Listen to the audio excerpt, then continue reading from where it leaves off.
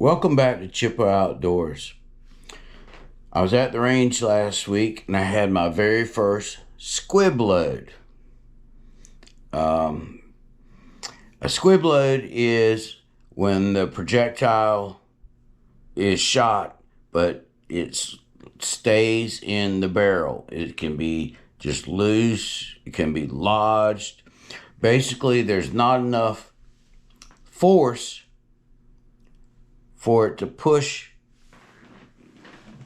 out of the shell, the projectile out, leaving the barrel. Now, what can happen with that? It can get lodged in there.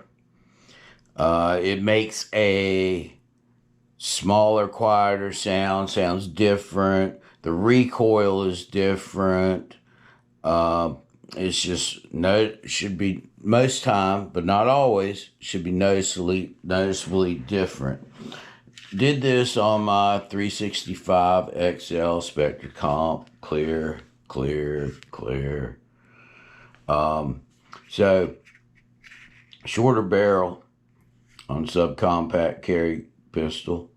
The bullet was stuck up here, so it ejected the shell, and luckily it didn't allow another shell to go in. Now, if you were doing double taps and that projectile went towards the end of the barrel, that next shell could come in there, and when it fires, it would hit that. What could happen? It could blow up in your hands. It could splinter. The barrel could just explode right there and push out. It could probably scare the hell out of you. So how did I get it out? Sometimes you can just take a stick and poke down and it'll plop right out or just drop out. This one was lodged. This was my projectile that was stuck in my barrel. It was lodged. I had to take like an 8-inch aluminum nail, cut the end off of it with some heavy snips, and about 5 hammer blows to knock it out through there. Well, what caused it? Well, I looked at some of my empties that got pushed around. I probably won't be able to see this, but you can see the burnt powder on there. And then this one right here is pretty much clean on the inside. So that tells me that there was little to none for the powder to cause a percussion. And speaking of percussion, the primer sometimes is just without any powder at all. It's enough, the primer itself, the percussion of that is enough to make the projectile leave your shell. So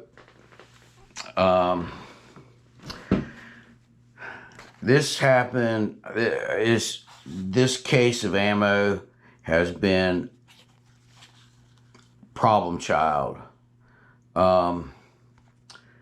He's precision. I've been having light strikes. Sometimes I would, on hammer fire, I'd eject it. It wouldn't fire. I could operate my hammer and fire again, and it would work.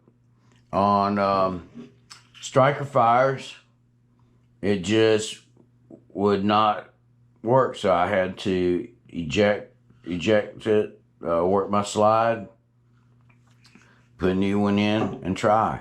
Sometimes I had repetitive light strikes, and it's not my firing pin not doing its job. It leaves a firm indentation in it. Someone told me that they probably got a good deal on rifle primers, which are harder. It takes long gun firing pin strikes harder and actually uses more force to make the primer go off. Pistol primers take less force. So they probably got a good deal on that. Sometimes I would have maybe 15 a day on this. Oh, and get this. Let me read something to you. Finest military grade ammo. An ISO certified company. I hope the ammo that is for the military, I hope it's for the other guys and not for our side. So, Hughes Precision. I'm not saying that this is a bad company. Not saying that at all. I'm saying y'all don't have my business anymore. I mean, at the risk of life and limb, you know, and all those multiple failure to fire and a strong, deep strike with the firing pin and the projectile never moved. So anyway, that was a squib. Oh, and just for the record, Hughes Precision, I'm not saying anything bad about your brand. I'm just saying I had a whole case of ammo that was poop. So anyway, that's a squib load.